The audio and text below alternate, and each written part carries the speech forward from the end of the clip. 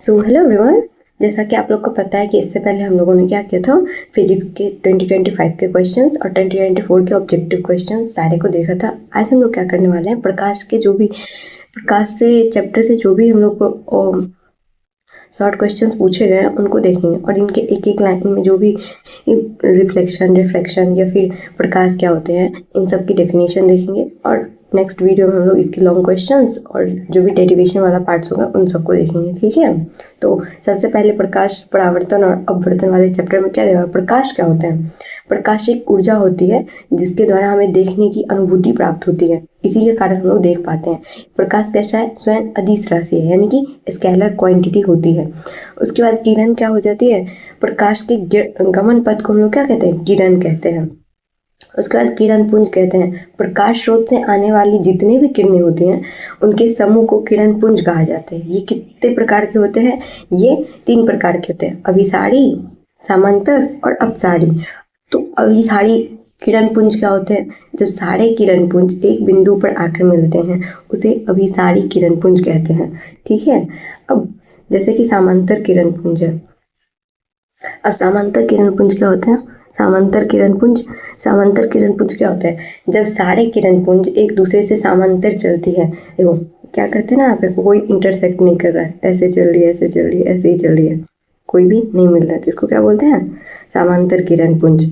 अब सारे किरण पुंज क्या होते हैं, जब सारे किरण पुंज एक बिंदु से निकलकर फैलती चली जाती है तो उसे क्या बोलते हैं, अपसारी किरण पुंज कहते हैं, ठीक है। अब इन तीनों के बारे में मैंने क्यों बताया, क्योंकि आगे जो हम लोग दर्पण पढ़ने वाले हैं उसमें आप लोगों को पूछा जाएगा अभिसारी दर्पण कौन सा हो जाता है, अपसारी दर्पण कौन सा हो जाता है, समांतर दर्पण कौन सा होता है। तो इन सब के बारे में आगे की चीजों में पता चलेगा। नेक्स्ट, अब देखो प्रकाश के उत्सर्जन की दृष्टि से वस्तु को 2 प्रकार का, अब वस्तु भी 2 प्रकार की होती है, एक होता है दीप्त, एक होता है अदीप्त। दीप्त क्या होता है, जिसके पास खुद की रोशनी होती है उसे हम लोग क्या बोलते हैं, उसे दीप्त बोलते हैं। जिसके पास खुद की रोशनी नहीं होती, अच्छा खुद की रोशनी किसके पास होती है, प्रकृति में, जैसे कि सूर्य के पास, तारे के पास। और कृत्रिम में क्या होता है, बल्ब, मोमबत्ती के पास खुद की रोशनी होती है, ये कैसे है, ये दीप्त है। अदीप्त क्या है, जिसके पास खुद की रोशनी नहीं होती है, जैसे कि चांद की खुद की रोशनी नहीं होती है, मानव, ये सब क्या होता है, अदीप्त होती है। जिसके पास खुद की रोशनी नहीं होती उसे क्या बोलते हैं, अदीप्त पिंड बोलते हैं। अब प्रकाश के गमन की दृष्टि से वस्तु को 3 प्रकार से बांटा गया, एक पारदर्शी, अपारदर्शी और पारभासी, ठीक है। तो पारदर्शी जैसे कि ट्रांसपेरेंट बोलते हैं, ट्रांसपेरेंट का मतलब क्या होता है ना, एक साइड से दूसरे साइड हम लोग देख सकते हैं तो उसे हम लोग ट्रांसपेरेंट बोलते हैं। जैसे कि जिस वस्तु से होकर प्रकाश पूर्णतः आर पार हो जाते हैं उसे हम लोग क्या बोलते हैं, पारदर्शी, यानी कि ट्रांसपेरेंट बोलते हैं।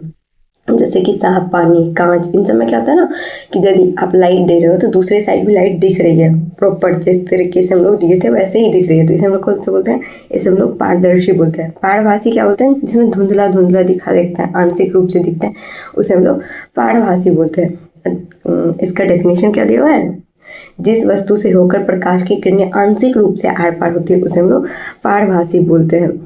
जैसे कि घिसा हुआ कांच, मतलब घिसा हुआ कांच, तेल लगाकर कागज, तो उसमें कैसा होता है, पीछे की वस्तु दिख रही होती है लेकिन धुंधली धुंधली दिख रही होती है, अच्छे से नहीं दिख रही होती, उसे हम लोग क्या बोलते हैं, ट्रांसल्यूसेंट या फिर पारभासी। अपारदर्शी क्या होता है ना, जिससे लाइट देने पर एक से दूसरे साइड दिख ही नहीं रहे होते, उसको हम लोग अपारदर्शी बोलते हैं, यानी कि ओपेक ऑब्जेक्ट। ऐसे वस्तु या पिंड जिससे प्रकाश की किरणें आर पार नहीं गुजरती उसे अपारदर्शी बोलते हैं।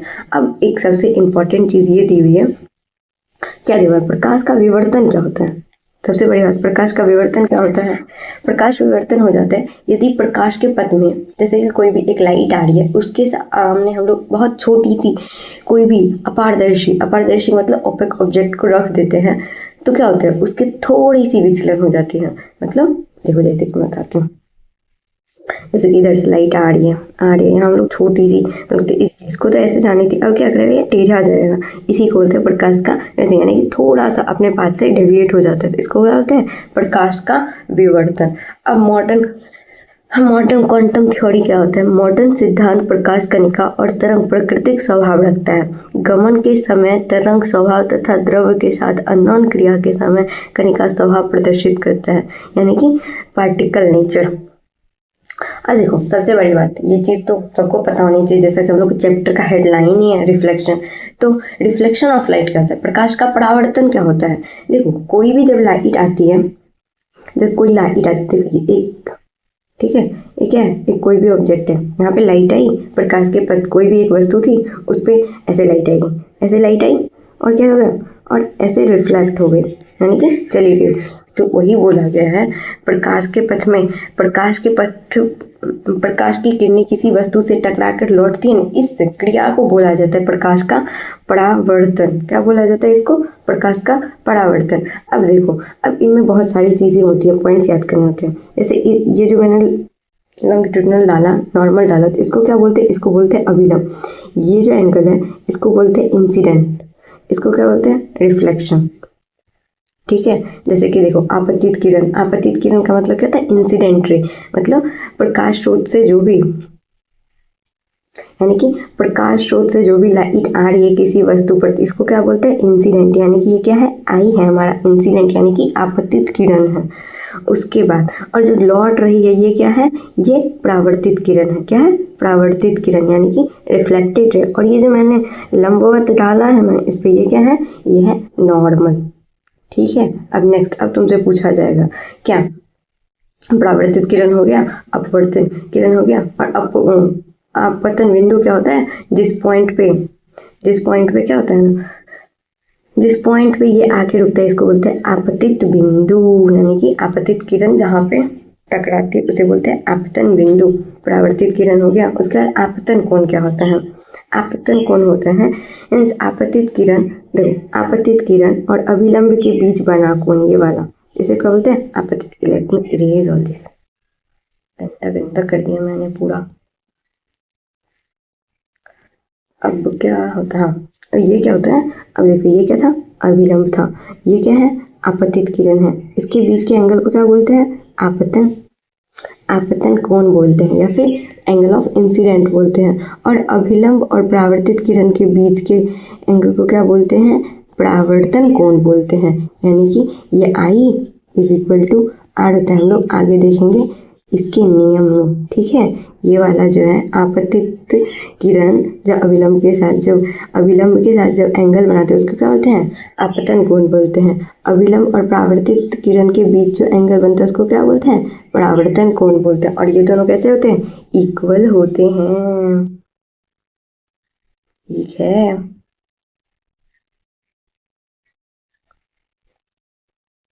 चलो अब नेक्स्ट देखते हैं क्या है।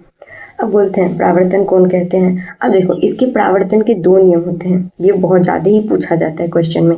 परावर्तन के कितने नियम हैं, प्रकाश के परावर्तन के कितने नियम हैं। तो प्रकाश के परावर्तन के दो नियम हैं, यानी कि पहला नियम क्या कहता है, आपतित किरण, परावर्तित किरण और अभिलंब एक ही तल में है।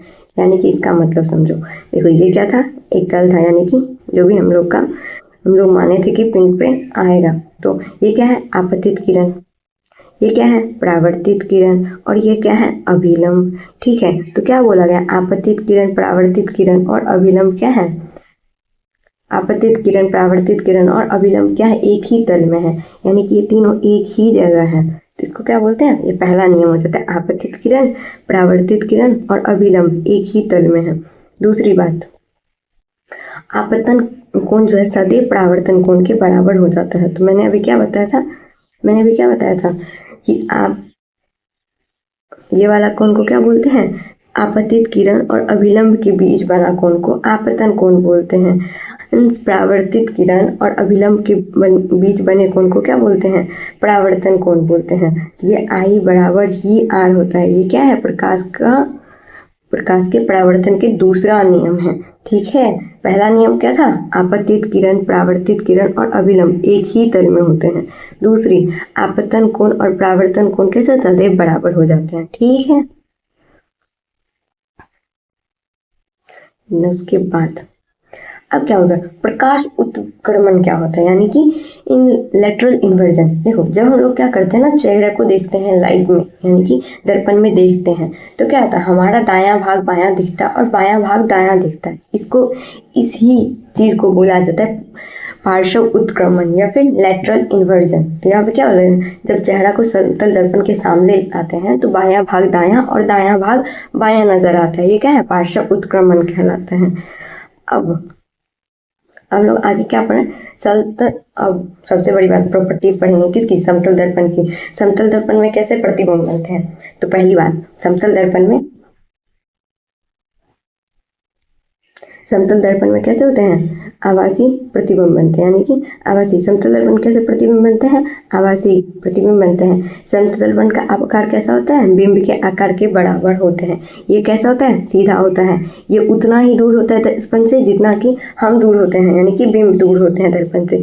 ये कैसा होता है, पार्श्व उत्क्रमण दिखाते हैं। यानी कि अभी जो मैंने बताया कि दायां भाग बायां दिखता है, बायां भाग दायां दिखता है, तो इसको पार्श्व उत्क्रमण बोलते हैं। उसके बाद कहते हैं इसके प्रतिबिंब के पर्दे पर नहीं उतारा जा सकता है, बिल्कुल नहीं। इसका आवर्धन क्या होता है, इसका आवर्धन एक होता है। आवर्धन क्या होता है, सबसे पहली बात आवर्धन क्या होता है, आवर्धन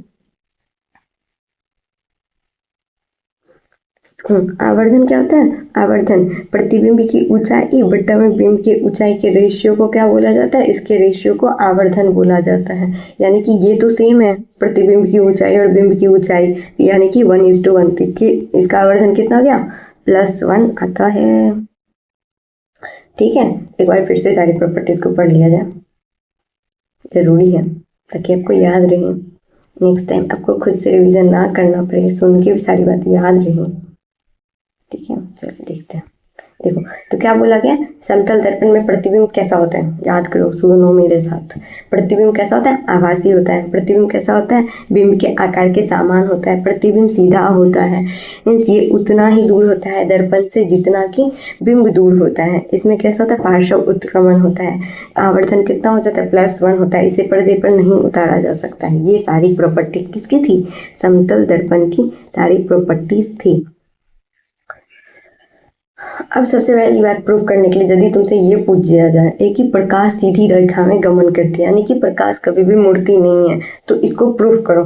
तो हम लोग क्या करेंगे, इस यहाँ पे 3 समान आकार के कूट को एक टेबल पे रख देंगे। ठीक है, रख देते हैं। इन तीनों के सामने समान ऊंचाई पर आकर एक छिद्र कर दिया जाता है। छिद्र के सामने एक ओर मोमबत्ती जलाती हैं, दूसरी ओर को इसके अवलोकन करते हैं, यानी कि देखते हैं, तो हमें मोमबत्ती का लो दिखाई पड़ता है। जब तीनों में से किसी एक कूट को हटा दिया जाता है तो हमें नहीं दिखाई देती हैं। देखो क्या क्या एक्सपेरिमेंट में, देखो जैसा कि यहाँ पे एक मोमबत्ती को जलाया हुआ है, एक मोमबत्ती जलाया, यहाँ पे 3 कूट रखा, 1 2 1 3, यहाँ पे सेम जगह पे 3 देखा, और यहाँ से देखा। यदि प्रकाश सीधी रेखा में गमन करते तो यहाँ से आते थे, हमारे आँख तक पहुँच जाते, और हम लोग क्या कर सकते हैं, देख सकते हैं कि हाँ मोमबत्ती जल रही। अब इनमें से यदि एक को भी हटा दिया जाए, यदि एक को भी गायब कर देते हैं, बीच से ही गायब कर दो, तो इसको हम लोग हटा देंगे, एक को भी हम लोग हटा देंगे, तो क्या होगा, प्रकाश सीधी रेखा में गमन करते ये तो इधर चला गया तो नहीं दिखता है। यानी कि स्थानांतरण इनमें से एक को भी हम लोग कर देंगे तो हमें सीधी तरीके से दिखाई नहीं देती। इसका फिर से सुन लो, प्रकाश सीधी रेखा में गमन करती है, इसके हम लोग कैसे प्रूव कर सकते हैं। एक 3 समान आकार का कूट लेना है, उसको जो होता है सामान, उसके तीनों ओर के सामान मतलब सेम जगह पे एक छिद्र करना है। ठीक है, छिद्र के सामने एक जलती मोमबत्ती को रख देना है और दूसरी ओर से इसको हम लोग को देखना है। यदि मोमबत्ती का लौ दिखाई होता है तो इससे स्पष्ट हो जाता है कि हाँ, और क्या करना है, दूसरी बार में क्या करना है, एक को हटा देते हैं। यदि नहीं दिखता है तो इससे स्पष्ट हो जाता है कि प्रकाश सिर्फ सीधी रेखा में ही गमन करती है। अब समतल दर्पण का उपयोग क्या होता है, समतल दर्पण का उपयोग हम लोग चेहरा देखने में करते हैं, परिदर्शी बनाने में करते हैं, सड़क के मोड़ पर करते हैं, सैलून में करते हैं, परिदर्शनी में करते हैं। ठीक है, अब यहाँ तक हम लोग फिर से रिवीजन कर लेते हैं कि क्या क्या पढ़े थे अभी तक। ठीक है, जैसा कि मैंने पहले बोला था, प्रकाश क्या होता है, प्रकाश एक प्रकार की ऊर्जा होती है, यानी कि एक एनर्जी है जिससे हमें क्या होता है, हम लोग देख पाते हैं। दूसरी बात, प्रकाश कैसा है, अदिश है या सदिश राशि है, तो प्रकाश एक अदिश राशि है, कोई इसमें डायरेक्शन नहीं होता, प्रकाश चारों ओर फैलती है। अब क्या पढ़ रहे थे आगे, किरण क्या होता है, प्रकाश के गमन पथ को जिससे प्रकाश चलती है उसे हम लोग क्या कहते हैं, किरण कहते हैं। किरण पुंज क्या होता है, प्रकाश के समूहों को, प्रकाश स्रोत से आने वाली निकलने वाली किरणों के समूह को हम लोग किरण पुंज कहते हैं। किरण पुंज कितने प्रकार के होते हैं, तो किरण पुंज 3 प्रकार के होते हैं, अभिसारी, समांतर और अपसारी। अभिसारी क्या होते हैं? अभिसारी क्या होते हैं? जब सारे किरण पुंज एक जगह पे आके मिलते हैं तो उसे क्या बोलते हैं? अभिसारी किरण पुंज कहते हैं, है ना। उसे क्या बोलते हैं? अभिसारी किरण पुंज कहते हैं। उसे क्या कहते हैं? अभिसारी किरण पुंज कहते हैं। और समांतर किरण पुंज किसे कहते हैं? जब सारी किरण एक दूसरे से समांतर चलते, यानी कि कहीं भी कोई कटकुट नहीं करते, तो उसे क्या कहते हैं? उसे समांतर किरण पुंज कहते हैं। अपसारी क्या होते हैं? जब सारे किरण पुंज एक बिंदु पर आकर मिलकर फैलती चली जाती है। जब यहाँ से देखो, यहाँ पे मिली, यहाँ से फैल रही है, तो इसे क्या बोलते हैं? अपसारी किरण पुंज कहते हैं। देखो मैं फिर से रिवीजन करवा रहा था, इससे तो आप लोग को याद हो जाना चाहिए अभी तक में, ठीक है। दूसरी बात, प्रकाश के स्रोत के उत्सर्जन की वस्तु कितने प्रकार के होते हैं? वस्तु 2 प्रकार के होते हैं, एक दीप्त और एक अदीप्त होते हैं। दीप्त क्या होते हैं? जिसके पास खुद की लाइट होती है, जिसके पास खुद की अपनी प्रकाश होती है, उसे दीप्त बोलते हैं। अदीप्त कैसे होते हैं? अदीप्त कैसे होते हैं? अदीप्त और दीप्त के कौन सा एग्जाम्पल होता है? यानी कि कृत्रिम बल्ब, मोमबत्ती, ये सब कैसे हो जाते हैं? तारे, ये सब पूछ सकता है ऑब्जेक्टिव में। अदीप्त कितने हो जाते हैं? अदीप्त होते हैं जिस वस्तु से अपनी प्रकाश नहीं होती है, जिस वस्तु को क्या होती है? अपनी प्रकाश नहीं होती है, उसे हम लोग क्या बोलते हैं? अदीप्त। जैसे कि चांद के पास खुद की रोशनी ही नहीं है बेचारा। प्रकाश की गमन की दृष्टि से इसे कितने भागों में बांटा गया? पारदर्शी, अपारदर्शी और पारभासी। पारदर्शी क्या होता है? पारदर्शी क्या होता है? जिस वस्तु से होकर प्रकाश पूर्ण रूपेण आर पार हो जाते हैं, उसे हम लोग क्या बोलते हैं? पारदर्शी। यानी कि इधर से देखेंगे और इधर से देखेंगे हम लोग, लाइट जा रही है तो ये सेम इधर से भी सेम वैसे ही लाइट दिखेगी। इसे क्या बोलते हैं? इसे पारदर्शी बोलते हैं। पारभासी क्या होता है? पारभासी जिसमें वस्तु होकर चली जाती है लेकिन आंशिक रूप से दिखती है, सही सही नहीं दिखती है। जैसे कि तेल घिसा हुआ, कांच, इनमें कैसा हो जाता है ना?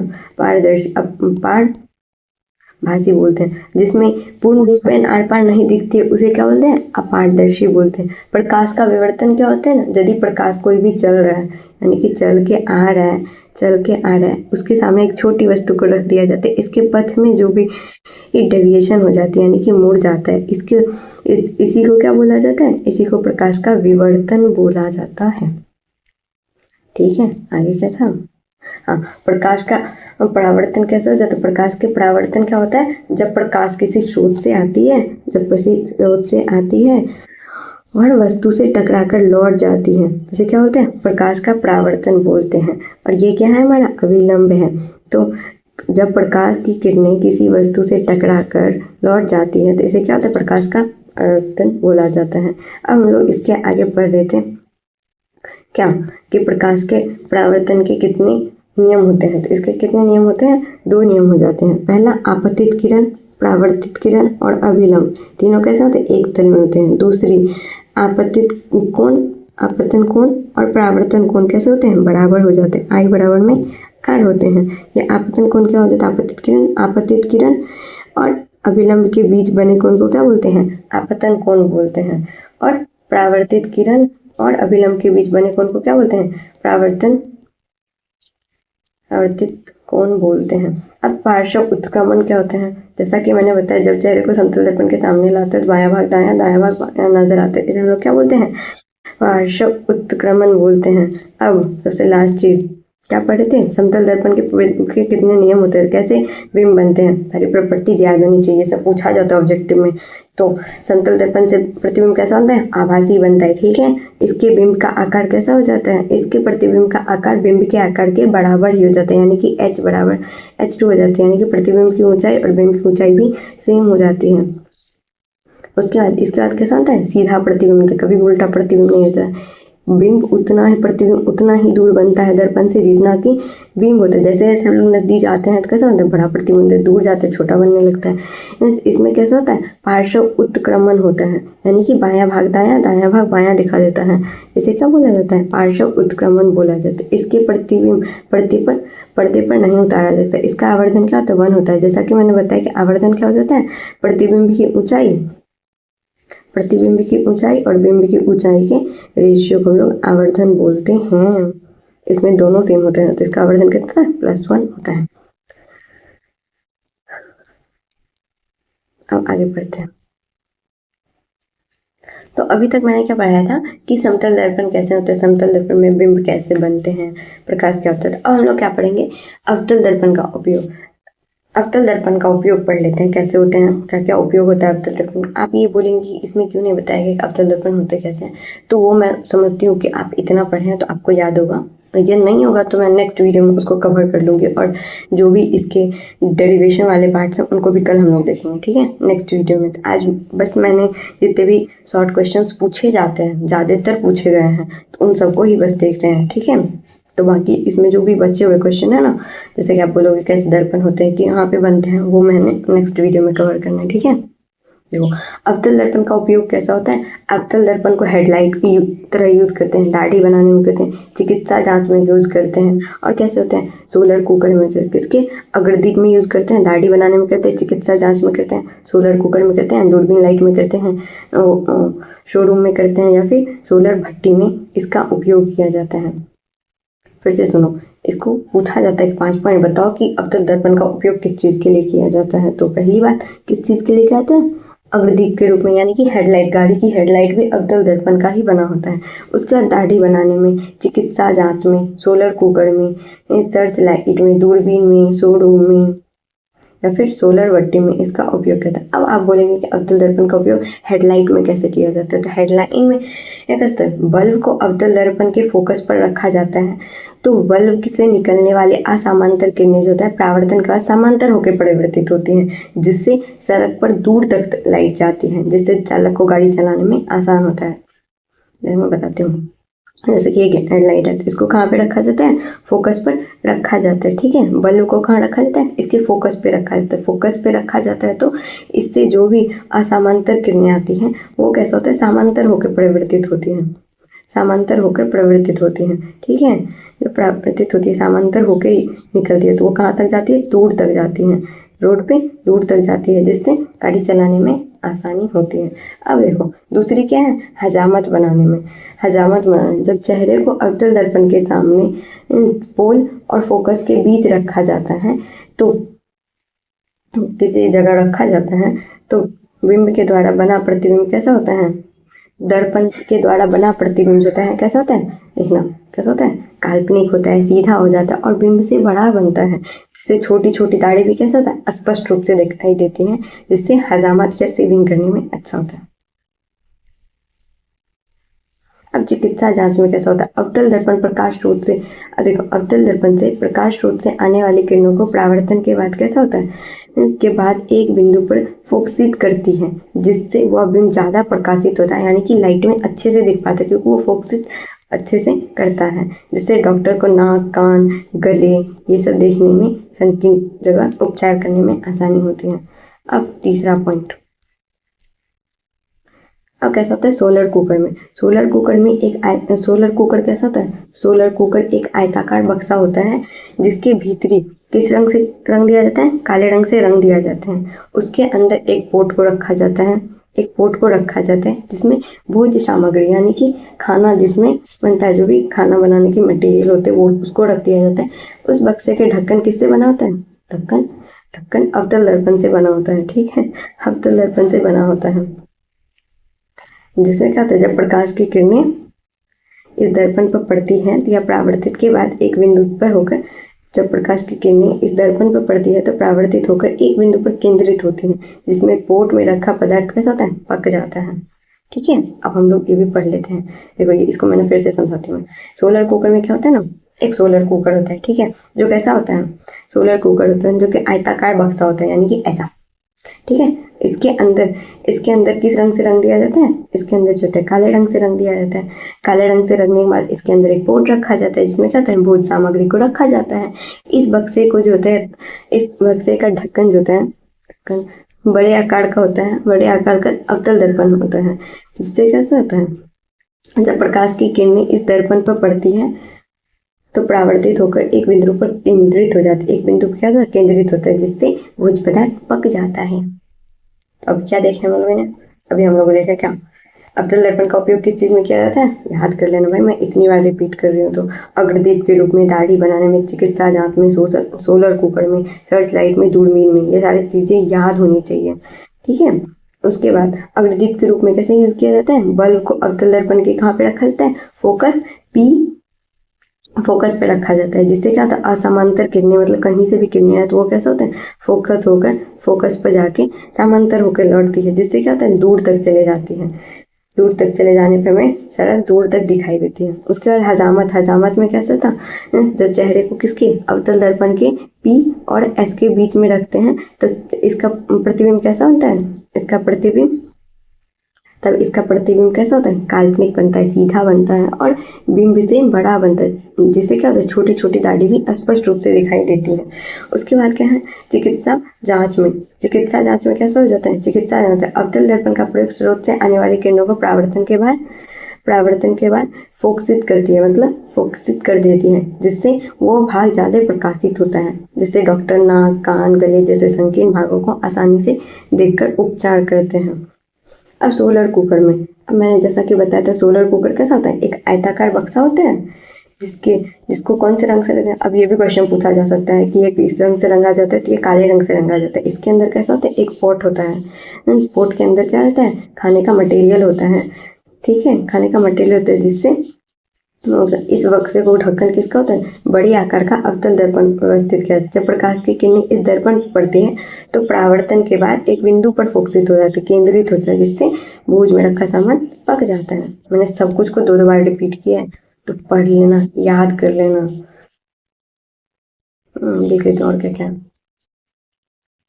ठीक है। अब देखो ये तो मैंने हम लोग पढ़ लिया। अब क्या होता है उत्तल दर्पण का प्रयोग, मैंने टू दी पॉइंट बस वही क्वेश्चन बताए जो एग्जाम में पूछे जाते हैं, कोई एक्स्ट्रा नहीं। तो जितने भी लाइंस में बता रही हूँ, जितने भी कर रहे कोशिश करना कि नोट कर लो अपने कॉपी में, ठीक है। उत्तल दर्पण का उपयोग क्या होता है, साइड मिरर के रूप में चौक चौराहे में और परिदर्शनी कक्ष में, ठीक है। जैसे कि साइड मिरर का रूप में कैसा होता है, जब उत्तल दर्पण का प्रयोग कैसा होता है, देखो इसका कैसा दृष्टि क्षेत्र, मतलब जो भी हम लोग देखते हैं, या फिर द्वारक क्षेत्र कैसा होता है, काफी विकसित होता है। इसके द्वारा बना प्रतिबिंब कैसा होता है, काल्पनिक, सीधा और छोटा बनता है। कैसा बनता है, काल्पनिक, सीधा और छोटा बनता है, जिससे चालक को देख के बगल दे जाता है। इसीलिए इसका प्रयोग किसमें किया जाता है, देखो इसके मेन पॉइंट क्या थे, इसका दृष्टि क्षेत्र, पहली बात तो ये याद रखना, इसका दृष्टि क्षेत्र और द्वारा कैसा होता है, काफी विकसित होता है। इसके द्वारा बना प्रतिबिंब कैसा होता है, काल्पनिक, सीधा और छोटा बनता है, ठीक है, जिससे चालक आसानी से देखकर बगल देता है। बस इतनी सी पॉइंट थी इसमें। अब प्रतिबिंब भी क्या होती है, अभी तक तो मैंने बोला प्रतिबिंब ऐसा होता है, प्रतिबिंब वैसा होता है। तो प्रतिबिंब क्या होता है, यानी कि इमेज।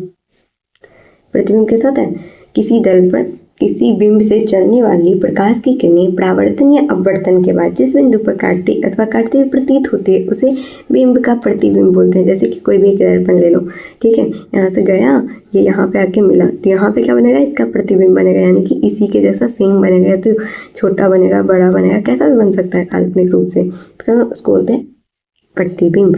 क्या बोला गया, जब बिंब से चलने वाली किरणें परावर्तन या अपवर्तन के बाद जिस बिंदु पर काटती है या काटती हुई प्रतीत होती है, उसे हम लोग क्या बोलते हैं, प्रतिबिंब। कल हम लोग बनाएंगे, बहुत सारे प्रतिबिंब बनाएंगे, छोटे बड़े सारे। अब वास्तविक प्रतिबिंब कैसा होता है, ये 2 प्रकार के होते हैं, एक होता है वास्तविक प्रतिबिंब, एक होता है आभासी प्रतिबिंब। तो इन दोनों के हम लोग को डिफरेंस देख लेनी चाहिए। तो वास्तविक प्रतिबिंब कैसे होते हैं, यदि किसी बिंब से चलने वाली प्रकाश की किरणें परावर्तन या अपवर्तन के बाद जिस बिंदु पर मिलती या काटती है, उसे क्या बोलते हैं, उसे वास्तविक प्रतिबिंब बोलते हैं, ठीक है। आभासी प्रतिबिंब क्या होता है, यदि किसी बिंब से चलने वाली प्रकाश की किरणें परावर्तन या अपवर्तन के बाद जिस बिंदु पर काटती है या काटती हुई प्रतीत होती है, मतलब आभासी रूप से मिल रही है, तो उसे क्या होता है, आभासी प्रतिबिंब। वास्तविक प्रतिबिंब क्या होता है, यदि किसी बिंब से चलने वाली प्रकाश की किरणें परावर्तन या अपवर्तन का जिस बिंदु पर मिलती है या काटती हुई प्रतीत हो मिलती है, मतलब आंसर उसमें मिल रही है, तो उसे क्या बोलते हैं, वास्तविक प्रतिबिंब बोल रहे हैं। और आभासी क्या होता है, यदि किसी बिंब से चलने वाली प्रकाश की किरणें परावर्तन या अपवर्तन के बाद किसी बिंदु पर काटती या काटते हुए प्रतीत होती है, उसे आभासी प्रतिबिंब बोलते हैं। अब वास्तविक प्रतिबिंब कैसा होता है? वास्तविक प्रतिबिंब उल्टा होता है। तो ये कैसा होता है? आभासी प्रतिबिंब सीधा होता है। ये अभिसरित होने से बनता है। अभी मैंने बताया ना अभिसरित क्या होता है? अभिसरित का मतलब एक बिंदु पर आके मिलता है, उसे क्या बोलते हैं? अभिसरित बोलते हैं। और ये किससे बनता है? आभासी प्रतिबिंब का अपसरित होने से, मतलब यानी कि फैलने से बनता है। ठीक है। वास्तविक प्रतिबिंब कैसा होता है? ये सामने बनता है। ये कैसा होता है? ये दर्पण के सामने बनता है। आभासी प्रतिबिंब कैसा? दर्पण के पीछे बनता है। आभासी प्रतिबिंब कहाँ कहाँ बनता है? आभासी प्रतिबिंब जो होता है अवतल दर्पण में बनता है। आभासी प्रतिबिंब केवल अवतल दर्पण में बनता है। ठीक है। लेकिन वास्तविक प्रतिबिंब कहाँ होता है? अवतल दर्पण में बनता है। और आभासी प्रतिबिंब अवतल दर्पण, उत्तल दर्पन, समतल दर्पण तीनों में बनता है। आभासी प्रतिबिंब अवतल, उत्तल, समतल तीनों में बनता है। ठीक है। और इस दर्पण को क्या कहते हैं? वास्तविक प्रतिबिंब को पर्दे पर उतारा जा सकता है। आभासी प्रतिबिंब को पर्दे पर नहीं उतारा जा सकता है। ये सारे पॉइंट थे, याद कर लेना और जरूरी पड़े तो इसे लिख लेना, क्योंकि जितने भी क्वेश्चन करवाए हैं वो सिर्फ वही करवाए हैं जो पूछे जाते हैं। ये शॉर्ट क्वेश्चंस थे। कल हम लोग इसके लॉन्ग क्वेश्चंस करेंगे और हो सके तो डेरिवेशन देखेंगे। उसके अलावा क्या देखेंगे कि बिंब प्रतिबिंब कहाँ रखते हैं तो कैसा बनता है, जो कि ऑब्जेक्टिव क्वेश्चन में हर साल 2 क्वेश्चन 3 क्वेश्चन पूछ ही लेते हैं, एक शिफ्ट दूसरे शिफ्ट कोई भी क्वेश्चन में। ठीक है। तो कल इन सारे कवर करने वाले इन सारे क्वेश्चन को लिख लेना, टू दी पॉइंट याद कर लेना। मैंने 2 बार रिविजन करा है, वो भी पढ़ लेना। ठीक है। Okay bye.